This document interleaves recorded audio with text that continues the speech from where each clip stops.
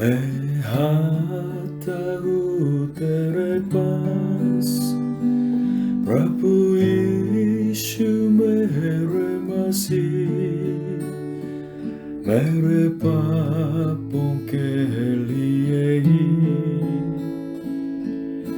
उधार दे मसीह।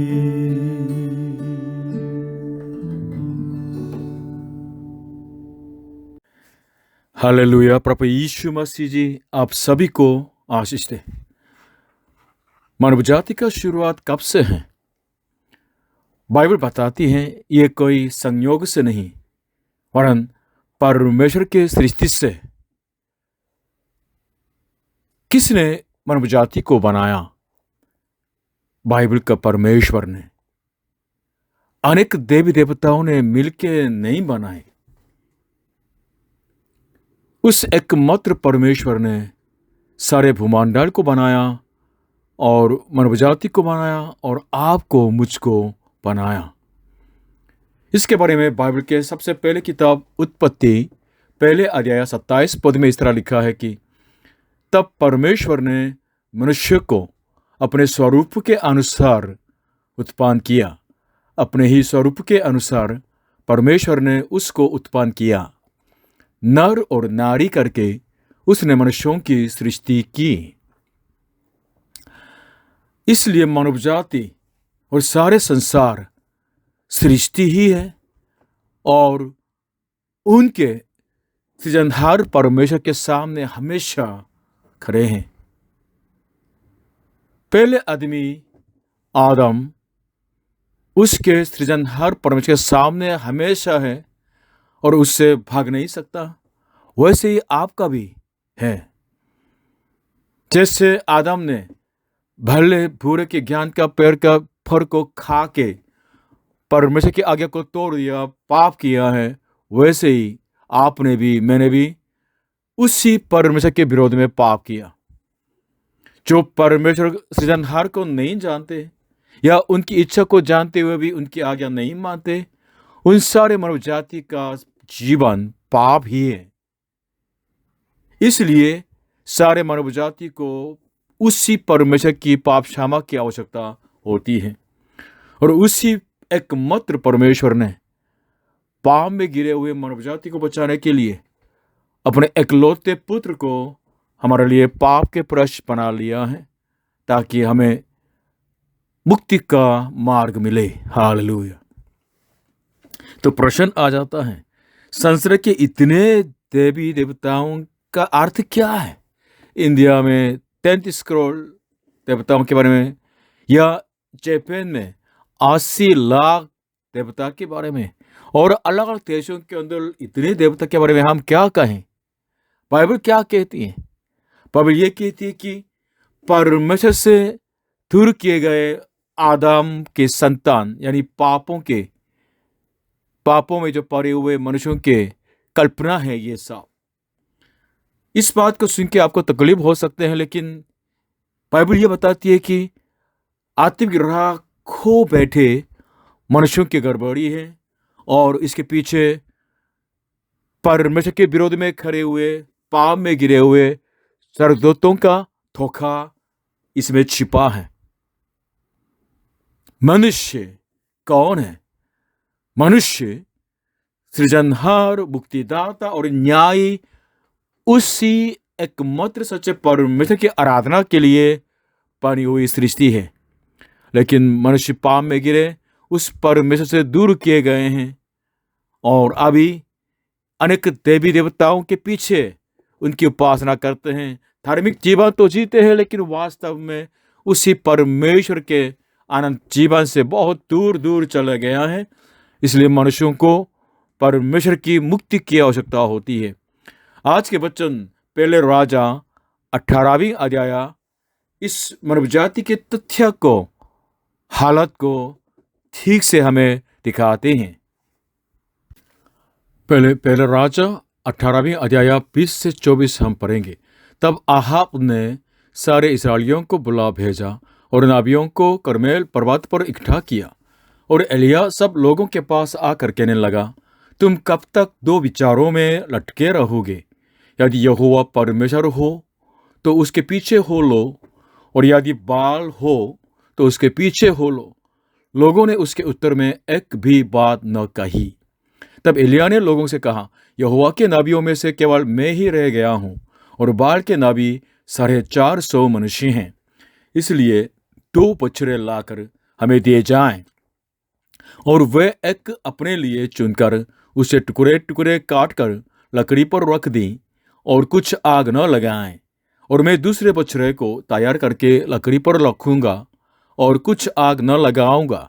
तब तुम तो अपने देवता से प्रार्थना करना, और मैं यहोवा से प्रार्थना करूंगा, और जो आग गिराकर उत्तर दे वो ही परमेश्वर ठहरे।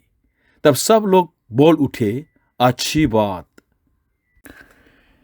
इस्राएल जाति लोग वास्तव में उसी एकमात्र परमेश्वर की उपासना करने के लिए बुलाए हुए लोग थे। लेकिन एलिय्याह के नबी के टाइम के ज़माने में तो राजा भी प्रजा भी सब लोग उस यहोवा परमेश्वर को बिल्कुल त्याग दिया था, और दूसरे देवताओं के पीछे चलने वाले पापी बन गए थे। आज के बच्चे बताते हैं, परमेश्वर का नबी एलिय्याह और उसके सामने बाल के जो देवता के जो नबी 450 लोग टकराव हो रहा है। यह बाल का अर्थ है राजा भी या स्वामी भी कहते हैं, या बिल्कुल बलिदान भी बताते हैं। यह बाल वास्तव में बारिश या बिजली इस तरह नेचुरल फिनोमेना को संभालने वाला देवता था, और सूर्य देवता भी कहते थे। ये आकाश का देवता के रूप में तो माना जाता था, और मानव जाति के पैदाइश को संभावित करने वाले ऐसे देवता के रूप में उस कैनान क्षेत्र के अंदर पारंपरिक चलने वाला देवता था। जब यहोवा परमेश्वर ने अब्राहम को ये कैनान देश देने के लिए वादा किया, उसके बाद करीब 676 साल के बाद अब्राहम की संतानों को परमेश्वर ने कैनान में प्रवेश कराया है, वादा पूरा किया है। लेकिन परमेश्वर ने चेतावनी दी थी, अगर ये लोग कैनान में जाएंगे तो कैनान के लोगों के साथ तो शादी का संबंध बनाएंगे, आते जाते तो उस एकमात्र परमेश्वर पर विश्वास को बिल्कुल छोड़ सकते हैं, और दूसरे देवता या मूर्ति के पीछे चल सकते हैं, और पाप में गिर सकते हैं, नाश हो सकते हैं। इस तरह चेतावनी दी थी। इसलिए अभी देश बहुत खराब हो गया। इसलिए यहोवा के जो नबी एलिय्याह ने बाल उपासना में पड़े हुए इस्राएल जाति के सामने चुनौती दी है, तुम कब तक 2 विचारों में रटके रहोगे? चुनना है कौन सच्चा स्वामी है, क्योंकि 2 स्वामी की सेवा तुम नहीं कर सकते, ये कहा था। अनेक देवताओं की उपासना करना ये बाइबल के अनुसार विश्वास नहीं है, भक्ति नहीं है। इसलिए अभी करमेल के जो पहाड़ के ऊपर ये आत्मिक युद्ध अभी होने वाले थे, और हर गुरु जैसे बाल के देवता के जो नबी के गुरु एक वेदी बनाएंगे, और एलिय्याह एक वेदी बनाएंगे, उसके ऊपर बछड़े को काट करके रखेंगे। जिस वेदी के ऊपर आग से उतर देने वाले वही सच्चा परमेश्वर होगा, इस तरह टकराव होने वाला था। पहले राजा 18वें अध्याय 25 से 29। और एलिय्याह ने बाल के नबियों से कहा, पहले तुम एक बछड़ा चुनकर तैयार कर लो, क्योंकि तुम तो बहुत हो। तब अपने देवता से प्रार्थना करना, परंतु आग न लगाना। तब उन्होंने उस बछड़े को जो उन्हें दिया गया था लेकर तैयार किया, और भोर से लेकर दोपहर तक वह यह कहकर बाल से प्रार्थना करते रहे कि हे बाल हमारी सुन, हे बाल हमारी सुन। परंतु न कोई शब्द और न कोई उत्तर देने वाला हुआ। तब वे अपनी बनाई हुई वेदी पर उछलने कूदने लगे। तो पहाड़ को एलिय्याह ने यह कहकर उनका ठट्ठा किया कि ऊंचे शब्द से पुकारो, तो वह तो देवता है, वह तो ध्यान लगाया होगा, वह कहीं गया होगा, वह यात्रा में होगा, वह हो सकता है कि सोता हो और उसे जगाना चाहिए। और उन्होंने बड़े शब्द से पुकार के अपनी रीति के अनुसार छुरियों और बर्छियों से अपने अपने को यहाँ तक घायल किया कि लहू लुहान हो गए। वह दोपहर भर ही क्या वरन भेंट चराने के समय तक नबूवत करते रहे, परंतु कोई शब्द सुन न पड़ा और न तो किसी ने उत्तर दिया और न कान लगाया। बाल के नबियों ने बाल को पुकारा, लेकिन किसने जवाब नहीं दिया। कोई शब्द न हुआ। बेदी के सामने से बिल्कुल उछलने लगे, कूदने लगे और बर्छियों से बिल्कुल छुरियों से अपने को बिल्कुल काट काट के लहू बहाने लगा। फिर भी किसी ने नहीं सुना है। इस घटना से पता चल गया कि बाल परमेश्वर नहीं था। यह है धार्मिक वास्तविकता। लेकिन प्रभु यीशु अलग है, बाइबल का परमेश्वर अलग है। पिछली बार आपने सुना है, हमारे बीच में एक भाई है जयप्रकाश भाई, उसी का बेटा अंकुर 3 साल से तो दुष्टात्मक था। इसको ठीक करने के लिए कहाँ नहीं गया होगा, लेकिन जब ये अपने बेटे को लेके चर्च में आए तो बाइबल के वचन सुनते सुनते अंकुर के अंदर से दुष्टात्मा निकल गई। हालेलुया। और एक और घटना था कि दिल्ली में एक जो हिंदू आदमी के 2 बेटियों के अंदर दुष्टात्मा आ गई थी। प्रभु यीशु ने उन लोगों को ठीक कर दिया। हालेलुया।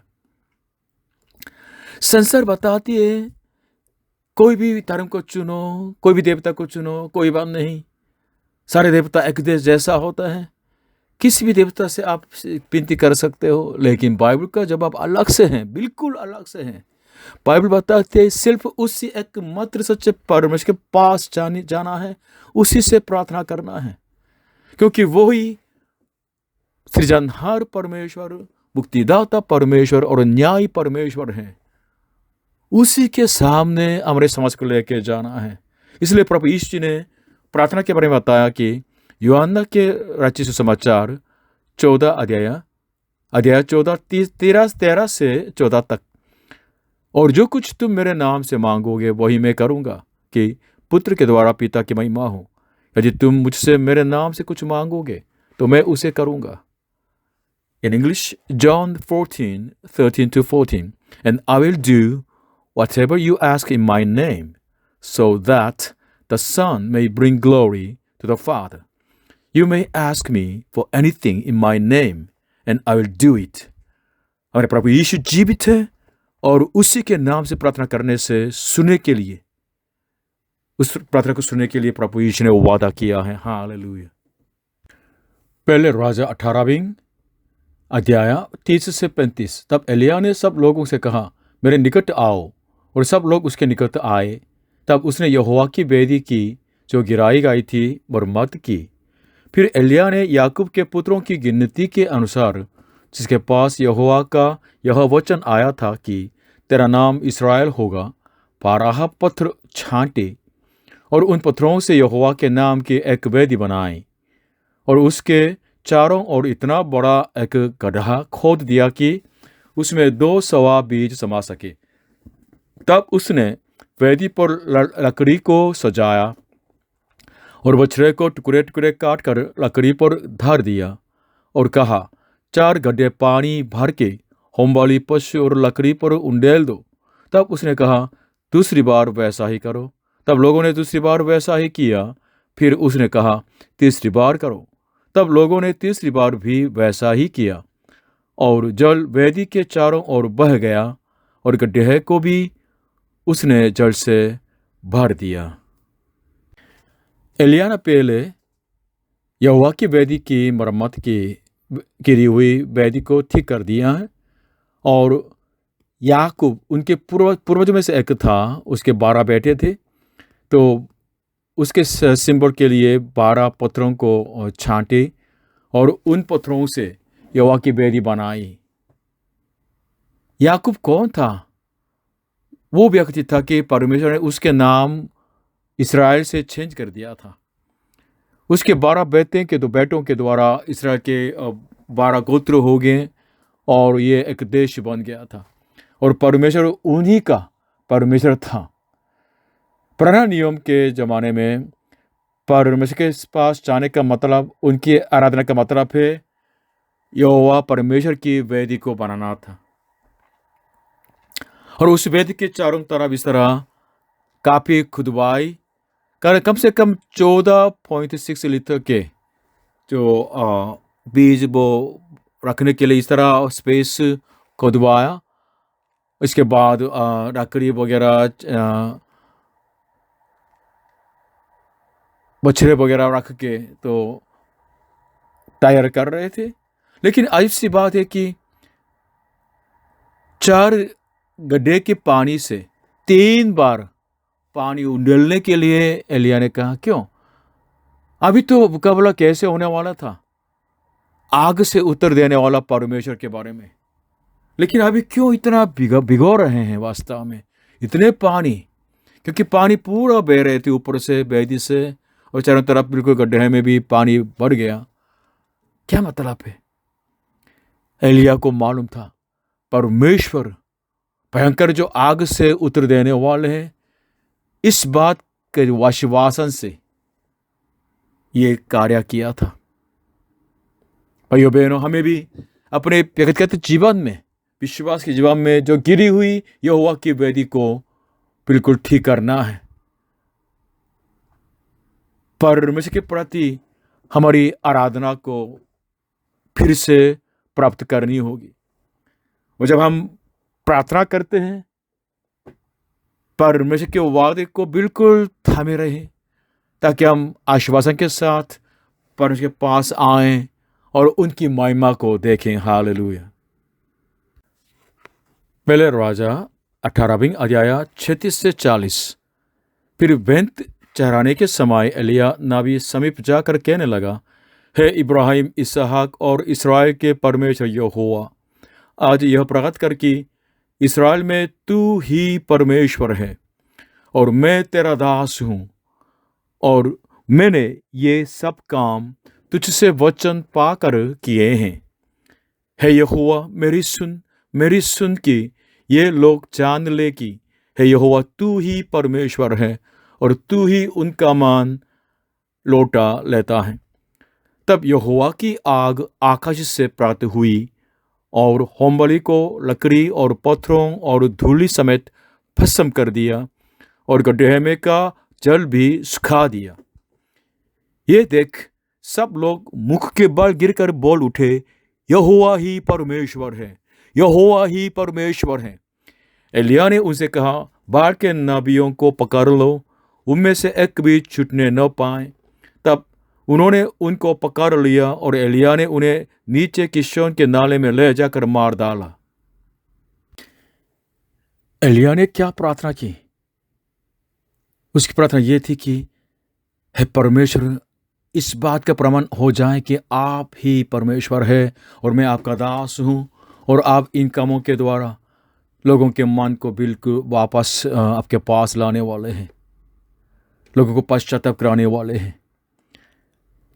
एलिया की प्रार्थना को परमेश्वर ने सुन लिया है। जब एलिया ने प्रार्थना की तो आकाश से आग निकल आई और होमबलि को, पत्थर को, लकड़ी को और गड्ढे में जो पानी को भी सब सुखा दिया, जला दिया है। इसलिए सब लोग कहने लगे कि यहोवा ही परमेश्वर है, यहोवा ही परमेश्वर है। हाँ, सचमुच में यहोवा परमेश्वर के तुल्य इस दुनिया में कोई नहीं है। वो ही हमको बचा सकते हैं, हमारे बिल्कुल कठोर जो हृदय को भी छू सकते हैं। हमें मुक्ति देने वाले भी वो ही है। वो ही हमारे आराधना के योग्य परमेश्वर हैं। परमेश्वर ने एलिया की प्रार्थना को सुन के आग से उत्तर दिया है, अपने को प्रमाणित किया है। और जो लोग दूसरे देवता के पीछे चलते थे, उनके नबी बने थे और लोगों को बिल्कुल भरमा रहे थे, उनकी मौत भी हो गई। क्योंकि उस जमाने में इस्राएल देश के अंदर इस तरह परमेश्वर से बिल्कुल दूर चलने वाले, दूसरे देवता के पीछे चलने वाले और दूसरे देवता के पीछे चलवाने वाले सब की मौत होती थी। इसलिए पहाड़ के नबी 450 लोगों की मौत हो गई थी, दंड मिलना था। बाइबल का परमेश्वर, उन्होंने बाल देवता के पीछे चलने वाले इस्राएल जाति के पर दया की है और उनके मन को छू लिया है, उनको वापस सही रास्ते पर ले चले हैं। वैसे ही परमेश्वर अनगिनत जो सच्चे रास्ते से बिल्कुल भटकते हुए लोगों के पास आते हैं और अपने को प्रकट करते हैं कि मैं ही एकमात्र सच्चा परमेश्वर हूँ। हाँ, ये सच है। मुझ जैसे व्यक्ति को मेरे को लगा कि मैं अनाथ जैसा इस दुनिया में, लेकिन मेरे पास प्रभु यीशु आए और उस एक मात्र अद्वैत सच्चे परमेश्वर का दर्शन पाने दिया, उनकी उपासना करने दिया। हालेलुया। सचिन भाई के जीवा में भी सचमुच में, अहमद के, अखिलेश के, परम के जीवा में सचमुच में प्रभु यीशु के द्वारा परमेश्वर ये काम करके आ रहे हैं ताकि हम उस एकमात्र सच्चे परमेश्वर के उपासक बन सकें। हालेलुया। और हमको भी एलिया जैसी प्रार्थना करनी है। भाइयों बहनों, अगर हम प्रार्थना करनी है तो इस बात के लिए प्रार्थना करें कि हे परमेश्वर, मेरे जीवन के द्वारा ये बात प्रमाणित हो जाए कि आप ही परमेश्वर हैं और हम आपके जन हैं, और इस संसार की जातियां, हमारे देश की जाति लोग पश्चाताप करके आपकी तरफ आ जाएं, उनके मन में सच्चे पश्चाताप प्रकट हो जाएं। प्रभु, इस तरह हम प्रार्थना करें ताकि इस देश में और संसार के देशों में परमेश्वर की महिमा प्राप्त हो सके। Hallelujah, hallelujah. आज के उपदेशों को तो बाइबल के कुछ पदों को पढ़ के समाप्त करना चाहता हूं। पहले पद है यूहन्ना रचित सुसमाचार 14वीं अध्याय 7वीं पद। यीशु ने उससे कहा, मार्ग और सच्चाई और जीवन मैं ही हूं, बिना मेरे द्वारा कोई पिता के पास नहीं पहुंच सकता। हालेलुया। और यूहन्ना रचित सुसमाचार 17वीं अध्याय 2 से 3, ये प्रभु यीशु मसीह की प्रार्थना के अंदर पाया जाता है। क्योंकि तूने उसको सब प्राणियों पर अधिकार दिया कि जिन्हें तूने उसको दिया है उन सबको वह अनंत जीवन दी, और अनंत जीवन यह है कि वे तुझ अद्वैत सच्चे परमेश्वर को और यीशु मसीहा को जिसे तूने भेजा है जाने।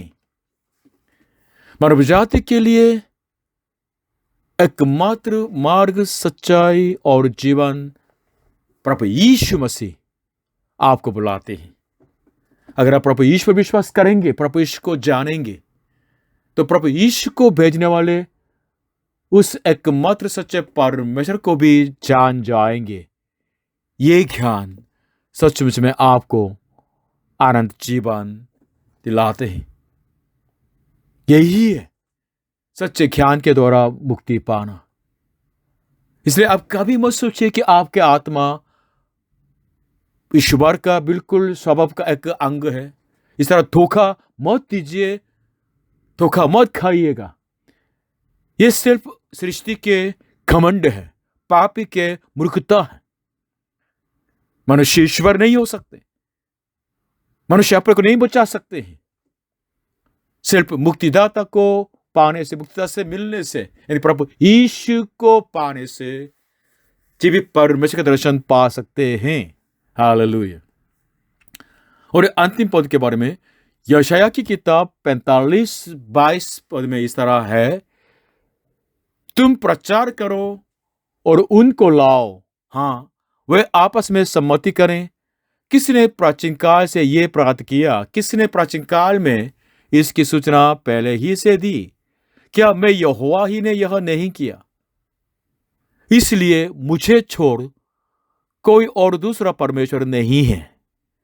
धर्मी और उद्धारकर्ता ईश्वर मुझे छोड़ और कोई नहीं है।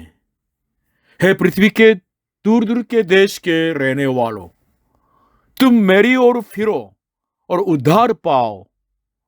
तुम मेरी ओर फिरो और उद्धार पाओ, क्योंकि मैं ही ईश्वर हूं, क्योंकि मैं ही ईश्वर हूं और दूसरा कोई नहीं है, और दूसरा कोई नहीं है। बाइबल के परमेश्वर आपको बुलाते हैं और सारी जातियों को अपने पास बुलाते हैं, क्योंकि उसी को छोड़ और कोई परमेश्वर है ही नहीं। हम कैसे उस परमेश्वर के पास लौट आ सकते हैं? प्रभु यीशु को मेरे मुक्तिदाता, मेरे प्रभु और मेरे मसीहा के रूप में, यानी मेरे मुक्तिदाता के रूप में ग्रहण करने से यह हो सकता है। प्रभु यीशु मसीह ही उस सच्चे अद्वैत परमेश्वर को हमें दिखा सकते हैं, क्योंकि कुलुस्सियों की 1:15 में लिखा हुआ है कि प्रभु यीशु अदृश्य परमेश्वर का प्रतिरूप है। Jesus Christ is the image of the invisible God. परमेश्वर अदृश्य है, लेकिन उस परमेश्वर को हमें दिखाने वाले हैं कौन? प्रभु यीशु मसीह ही है। हालेलुया। इसलिए प्रभु यीशु ने कहा कि जिसने मुझे देखा है उसने पिता को, यानी पिता परमेश्वर को देखा है। यूहन्ना 16:9 में बताया। करीब BC 849 के करीब एलिया के जो देहांत हो गया था, उनके अलावा बहुत बहुत नबियों को परमेश्वर ने भेजा, और अंतिम समय में परमेश्वर ने अपने इकलौते पुत्र प्रभु यीशु मसीह को भेजा। क्यों भेजा? मानव जाति के लिए। इन लोगों को भेज के परमेश्वर ने क्या किया था?